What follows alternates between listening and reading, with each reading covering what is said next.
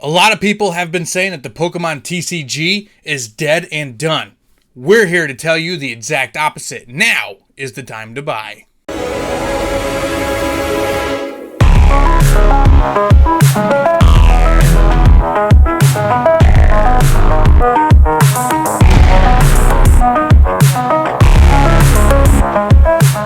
What's going on, everybody? Welcome back to the Gym Leaders Podcast, where we talk all things Pokemon TCG, and really just Pokemon in general, because we're kind of like fangirling over here for Pokemon stuff.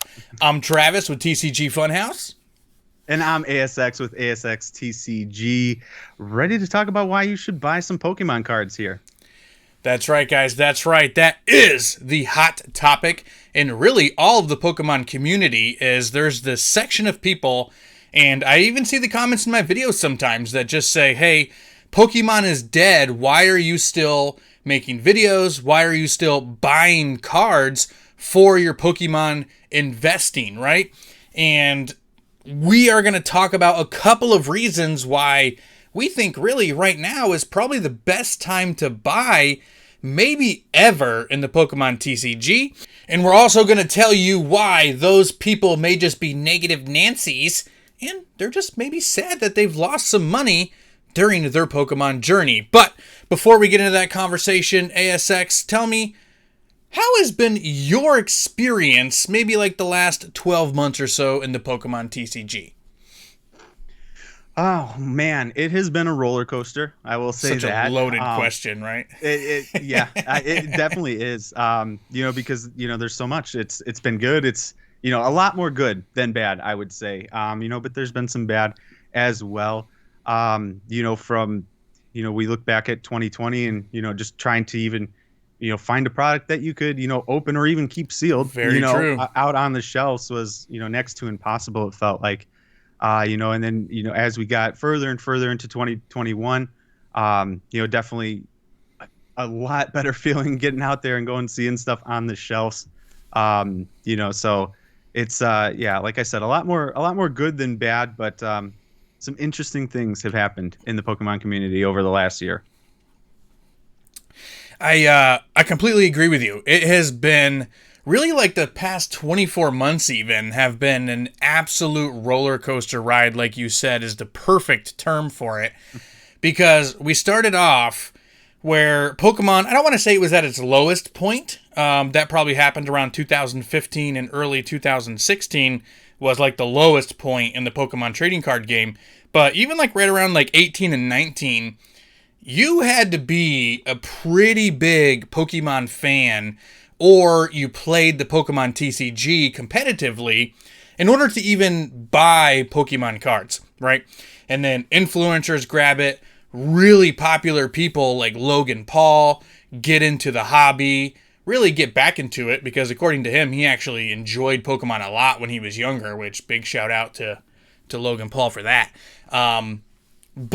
And then it brought in this huge flux of people that really created this artificially inflated market, because there were so many people in the hobby who had no clue what was going on. And then once it became, not the hottest girl on the street anymore, which that was a weird terminology. Don't ever let me repeat that again. But it wasn't the hottest topic anymore. Logan Paul started doing his boxing thing, and even though he wore the Charizard to the ring, which was kind of crazy, but that was like pretty dope. Never thought I would ever see that. Right. It wasn't the flavor of the month anymore. And now all of these people who are creating all of this demand, right? Because everyone's always like, it's supply and demand, rah, rah, rah. So the demand was so high for so long, and then now they're leaving, right? Because they just don't like it anymore. They're not making tons and tons of money, and it kind of peaked and it hit its ceiling and it wasn't going to go any higher. So everybody's sold out. Now everybody's all about NFTs and crypto and all this other stuff. They've all kind of moved on. All of those people are the ones who are telling us that the Pokemon TCG is dead, right? To where true collectors and true people who actually love Pokemon and the Pokemon TCG are still here. And there's a couple reasons why that it is still as warranted as ever to buy into the TCG. Because when you look at 2015 and 16 prices, you were still able to buy things like a Fossil Booster Box for like $700. And if you don't believe me, go check out Primetime Pokemon's YouTube channel. You know Primetime, right, ASX? Yeah, definitely seen a lot of his videos. One of the OGs of Pokemon unboxings. Like, big shout out to him for holding down the fort when nobody else was opening Pokemon cards on YouTube.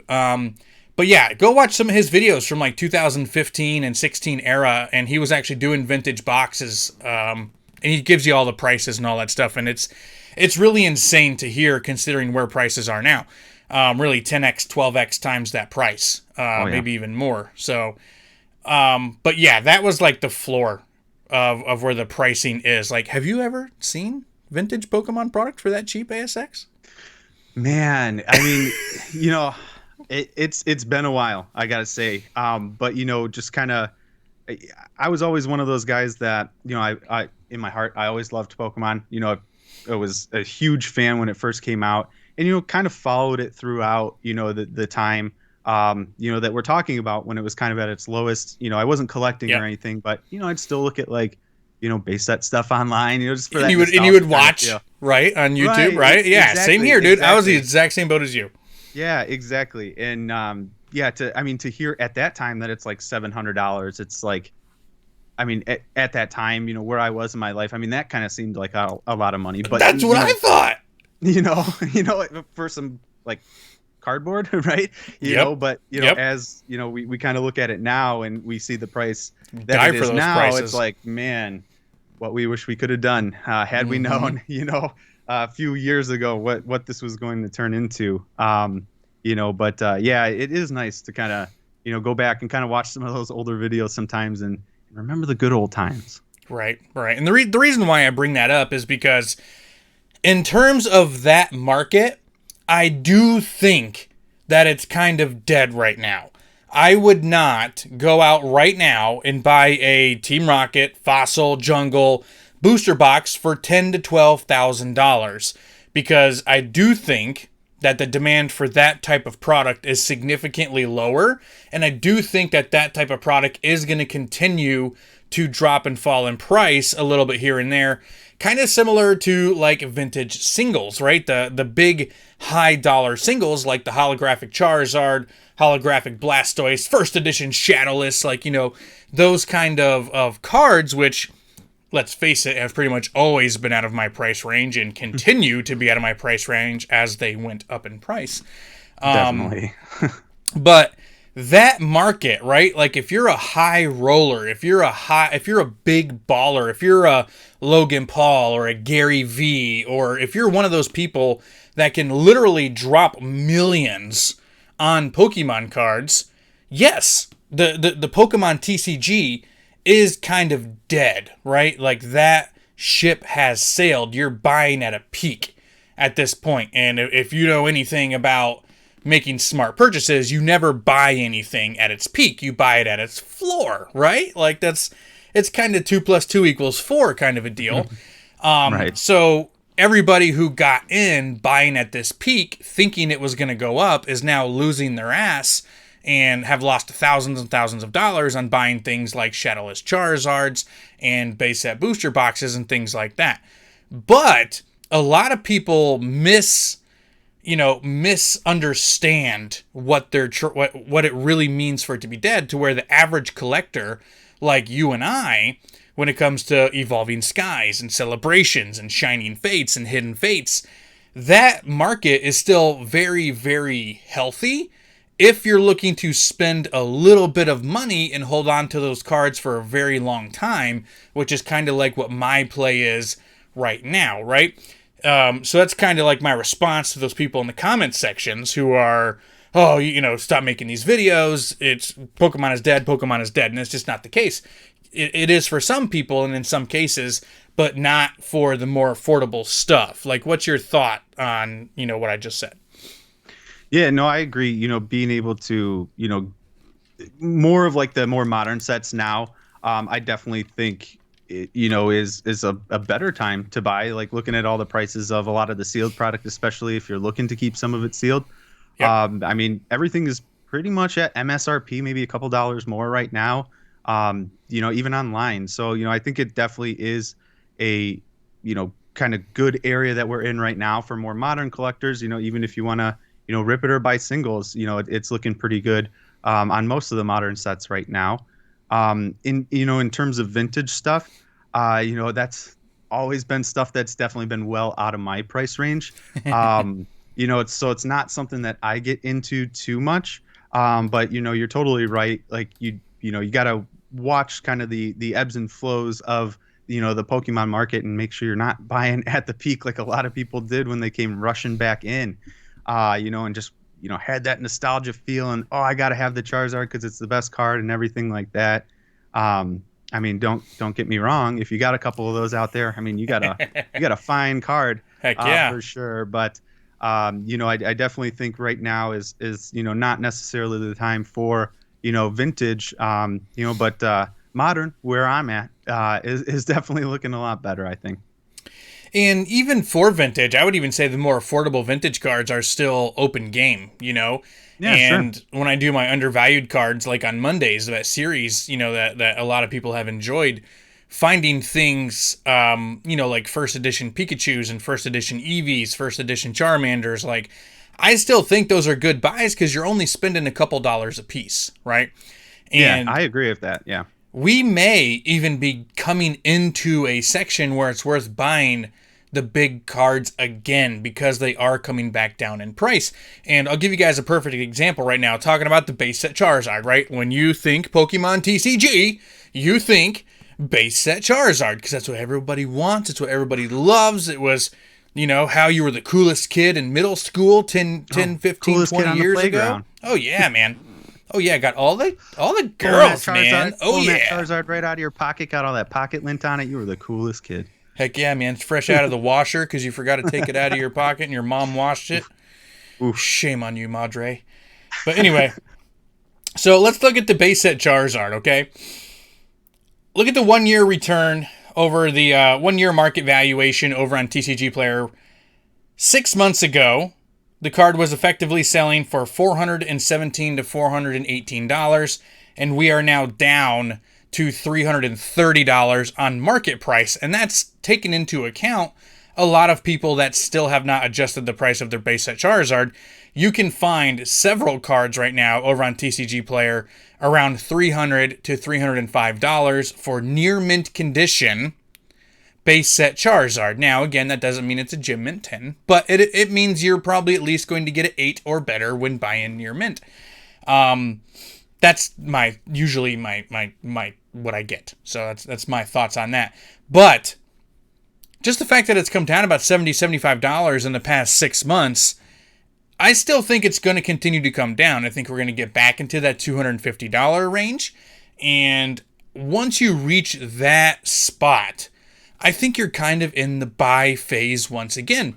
Because when you go back to like 2015, all of these cards were significantly cheaper. So if you were able to load up on base set Charizards and base set booster boxes back 6 years ago, you're probably rich right now. Like, go look at guys like Gary, go look at guys like Pokeju, all those people who continued to collect throughout the time when nobody else was collecting. Now they look like geniuses, right? They look like big dogs and money ballers right now, which I'm so jelly, I gotta admit, Oh my I'm God. so jelly.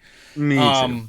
But what do you think of that base set Charizard fluctuation?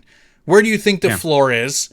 Where do you think the buy is? And why do you think it inflated so much so quickly? Yeah, well, inflating so much so quickly, I mean, to me, has to be that huge influx of people that came, back in 2020. And I definitely think, we're on the downslope right now. I don't think we're definitely not at the floor. I think we're kind of in this, in between period where we're in between the 25th anniversary and the 30th, anniversary here, where I think probably, right in the middle is where it's gonna, kind of bottom out, I think. Because it'll be far enough away from now where a lot of people have forgotten or moved on, and not close enough to the 30th anniversary to kind of have that ramp back up like we had. So I think, I don't have as much experience in the vintage cards, but I think, floor probably talking anywhere from, maybe I can see maybe like 250 to 300 or so Yeah. in there. Because, as we go further and further, it does get older and older. Yep. There become, less and less out there, I'm assuming.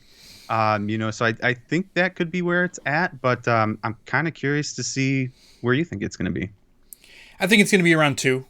I think 200 is where it's going to settle on its floor because, we've actually gotten more, right? Because the biggest thing that's happened with all this popularity in Pokemon is there's been significantly more base set unboxings because it was the Yeah. cool thing. It was people were getting followers from it. People were Yeah. were growing their social medias and growing their YouTube channels because they were opening up base set Pokemon cards because I can just throw 15 grand away and open up some stuff, and Crazy. from Leonhardt to PokeRev to all these, content creators who were just ripping through base set and Jungle and Fossil and Team Rocket like crazy because they could afford the boxes. And, to piggyback off of what I was talking about the Charizard, look at the base set booster pack, unlimited version. 6 months ago, market price was $650. Now it's $510.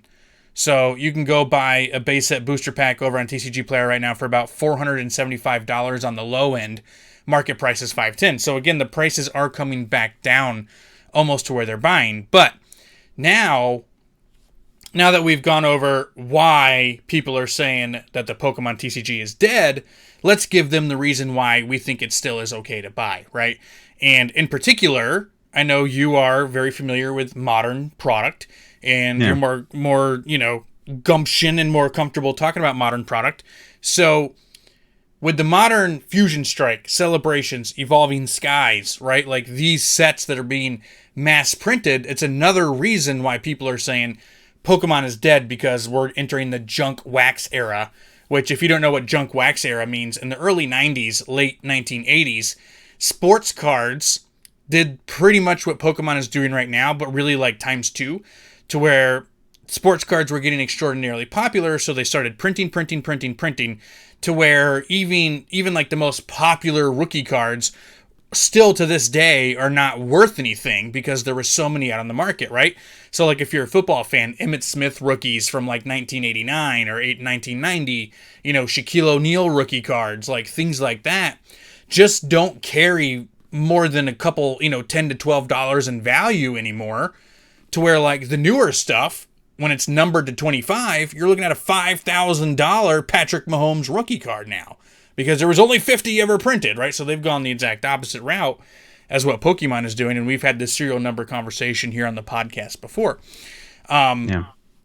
But in terms of the modern stuff, look at the prices for the newest Fusion Strike set and for the Evolving Skies set, and tell me the last time that when Pokemon set came out that there was 4 or 5 cards that were worth over $100 3 to 4 weeks into the set. It's unheard of, right? So when the prices are still that high this early, it still is a healthy market, right? What do you think? No, I definitely think so, especially like pretty much, the last three sets. I mean, Celebrations did take a really big hit, but I It's a guess different set though. specifically, It's a true, subset. true, true. I guess, when I guess I am thinking more about, the three most recent sets with the alt arts. So, Fusion Yep. Strike, Evolving Skies, Chilling Reign, all have cards that, are, over $100 still. Chilling Reign definitely has the least, but still, cards that I just looked the other day and cards that I didn't expect, to still be carrying as much value as they are, still carrying that value. So I think, Pokemon Company is coming up with some different ways, most recently being the alt arts, to get us excited, Mm-hmm. about, specific cards to the point where, we really, really do want those. It is really special, to pull them or, to buy them as singles, just to have them, because it's something, really different, I feel like, than, what we've seen in the past, especially at the volume that we've seen, the alternate art cards as well. So that's what I would say about, kind of the more recent stuff. Just some great sets. And I think that, again, Pokemon Company is going to come up with something else. We got the V-Star cards coming up here, changing, gameplay mechanics as well. So I think they're going to constantly keep, thinking of stuff. I mean, they're 25 years old and, 25 years strong, right now. I don't really think that, they're going to, stop anytime soon. I don't see it dying down. That's for sure. Oh yeah, for sure. Like, so, like talking on that, right? Like, do you ever think Nintendo's going to stop making Mario?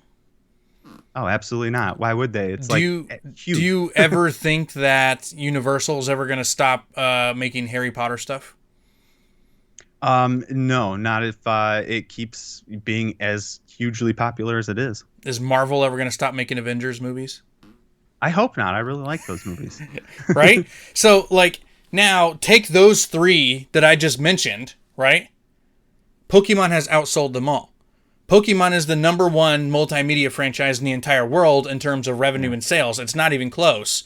Number two is a distant farther, and it's Hello Kitty. Hello Kitty's number two, and they're back. Is Disney ever going to stop making Mickey Mouse stuff? No, right? So why would people think that Pokemon is dying and that Pokemon is going to go away when there's absolutely almost like no chance of that happening, considering the amount of money that's being pumped into Nintendo and Pokemon International and Pokemon Company and all of these different things. And it's insane when people say Pokemon's just going to go away. It's never going to happen. But to continue the point that we were talking about before, Umbreon VMAX alternate art, Rayquaza VMAX alternate art are still both over $150. Hidden Fates Charizard is still pushing $350. Shining Fates Charizard is still over $120, $130. Like, all of these cards are still maintaining value if you're able to pull them or buy them as singles. And I don't ever really see them coming down. Now, do I think that 150 is the floor price? Floor price? English, please?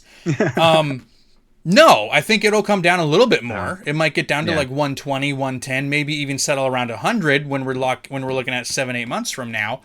But these cards are going to be something that are significantly sought after for a very long time. And the reason why I think the modern market is still going to be fine is just because they're printing all of these cards doesn't mean that the market is going to be flooded with these high dollar cards, right? So, like, over on TCG Player, there's 46 Rayquazas and 41 Umbreons. That is not a flooded market for all of this printing that they're doing, right? You know what is getting flooded? Centiskorch Regular Rare, right? So, Centiskorch Regular Rare, Bunnel B Common, these are your junk wax cards. And these are the cards that you might as well just throw them in a chipper, honestly. Because right now they're worth 4 cents a piece, and 20 years from now, they're probably still going to be worth 4 cents a piece, right? So loading up on a bunch of Bunnelbees is not a good idea, but guess I should take all those Bunnelbees back then. Yeah, I saw your order, and I'm going to cancel it for you. Well, thank you. but yeah, like, these even these middle of the road hits are still carrying crazy value. Espeon V, Dragonite V, Umbreon V, Rayquaza V alternate arts for Evolving Skies are all market price over $75 still. And that's kind of like the middle of the pack. You still have your other Evolution VMAXs, even at the $50 marker for Glaceon, Sylveon, and Espeon. Like, why are people saying that the Pokemon TCG is dead just because people aren't loading up on first edition Shadowless booster boxes anymore?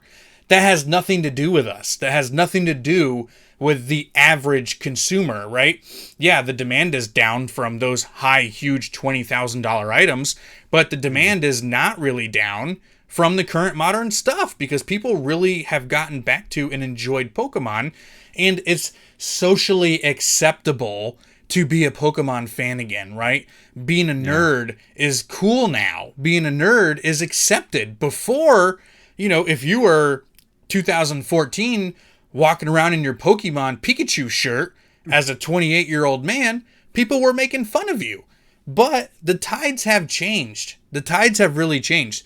Society is a lot more comfortable being who they are. Whether that's any political party, whether that's any affiliation, any of that kind of stuff, whether you like anime, nerd stuff, sports. Like, why was it always socially acceptable to enjoy sports, which was okay and considered manly, but you couldn't enjoy anime at the age of 32? You see what I'm saying? Like, that's how it used to be. And now people are kind of like, well, it's kind of the same thing. It's kind of the same thing nowadays, right? So Yeah. when you have that and society has made the shift, I don't ever see things going back to being basically non-existent. Right? Pokemon's going to continue. They're going to maintain. They're going to power through this, and they're going to have more spikes.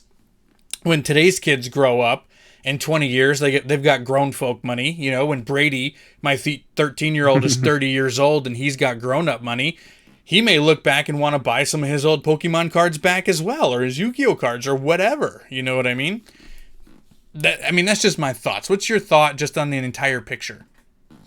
Yeah, no, I think you're right. On that point where, like the kids nowadays, are going to look back. I mean, that's what we did, right? We looked back, at those base set cards, Jungle, Fossil, Team Rocket, all of those, and just, got that rush of nostalgia. And, I really think, all the kids nowadays that, grew up with, in the Sun and Moon era or, Sword and Shield era here, are going to do the same thing. And that's the roller coaster that we're on, and once they, kind of hit that again, get that nostalgia bone, we're going to be, right back here, at the 30th anniversary, 35th anniversary, having the same conversation again.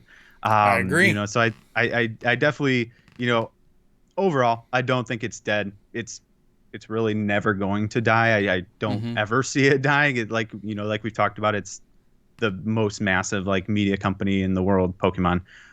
So yeah, I don't see it going away anytime soon. They're gonna figure something out. They got something up their sleeve, probably another Charizard, but it's gonna. Did you see the leak? Did you see the Charizard V? I did. Character rare leak. Called it, bro. We called it. I know. I think it is super spicy, and I hope it's true, because that is definitely going to be a chase card of mine. I mean, you gotta love it. The Venusaur and the Charizard going at it. It's just, looks so good. So we're good. still, I'm telling you right now, we're still getting a gold Charizard at some point. We're still getting it. We've said it before. Pokemon is a company to make money. They're a for-profit business. They are not going to let a gold Charizard slip through their fingers. It might be in, the 2022 holiday set, but it's gonna be somewhere. So get ready for it. But yeah, definitely not going to go anywhere for sure. And like the other thing, just to kind of finish what I was talking about before, it's so much socially acceptable to enjoy that culture now. The same culture that enjoys Pokemon is the same culture that enjoys the MCU, and that's more popular than it's ever been. The same culture that enjoys Harry Potter, which is still, they have a new one of those Voldemort movies coming out, right? Like, don't sue me. I'm not a Harry Potter fan. I'm going to get chastised in the comment section here. But Fantastic Beasts or something like that. Something like that. But another one of those is coming out. And they're going to continue. Cool. They're going to continue. And anime is more popular than ever. And all this other stuff. Yeah. It's going to keep happening. And Pokemon is right along there for the ride. So don't stress. Do not worry that you're going to be buying stuff that's going to be worthless in the future, because I 100%, and this is my opinion, think that is not the case. I think you're going to be okay.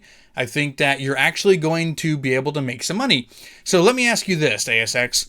If you bought something for $1 million and then in 20 years it was worth $2 million, would that be a good investment? Sure. Yeah, because I'm nowhere close to a millionaire, so yeah. Well, it's 100% return, right? If you bought a commodity right now for $10,000 and in 20 years it was worth $20,000, you doubled your money. Is that a good investment? I would say so, yes. Very rarely in things like the stock market do you make 100% on your return over that type of period, right? Doubling your money. It almost never happens. Like, you can get lucky, you can buy AMC and get rich, and you can buy GameStop at the right time and get rich. But that's not the case for 99% of people in or out of the stock market, right? It doesn't matter. It just doesn't really happen. You can get lucky, sure, but it doesn't really happen.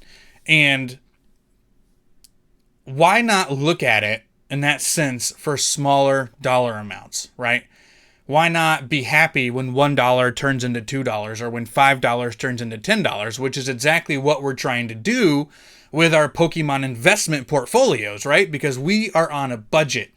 I might be able to afford $100 a paycheck in Pokemon cards to stash away for long-term hold. And if I do that for 52 weeks out of a year, for 10 years, I'm looking at a very, very healthy Pokemon TCG portfolio. And if that doubles in price over time, you're looking at a pretty good retirement. You're looking at a great return at the end of the day, and you could be looking at just individual cards to go from $2 to $4, or in some cases, $6 to maybe $22, right? So when you're doing that sort of stuff, which a lot of people have done, if you just ask all the people that still have their collection from 1999 and let me know how they're doing, right? So when you look at it in that sense, we are still in a healthy market. We're not in a get-rich-quick market anymore, which is what we were in for about 12 months. For about 12 months, we were in a get-rich-quick scheme, and that's gone. Now we're back to normal. It still is a healthy market. That's my last thing I'm talking about here. What do you want to add another? What do you have? Like close us out on the actual conversation. All in all, right now is, a great time to get into the Pokemon hobby. We're seeing, a much more normal type of market, for all of, especially the modern products, but all of, the vintage products are starting to come down as well to more, acceptable levels, for collectors. And I think just it, all over, the Pokemon hobby is very healthy. I don't think, it is it's not dying by any means. I think we got some really good, really cool things to come. Really excited and keeping my fingers crossed for that gold Charizard.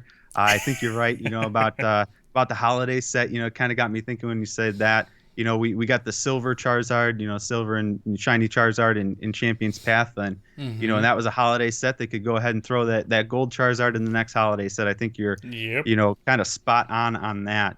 Now is a great time to buy, great time to get in the hobby. If you, have not been in the hobby for a long time, or, you're just starting off fresh with Pokemon, it truly is a great time.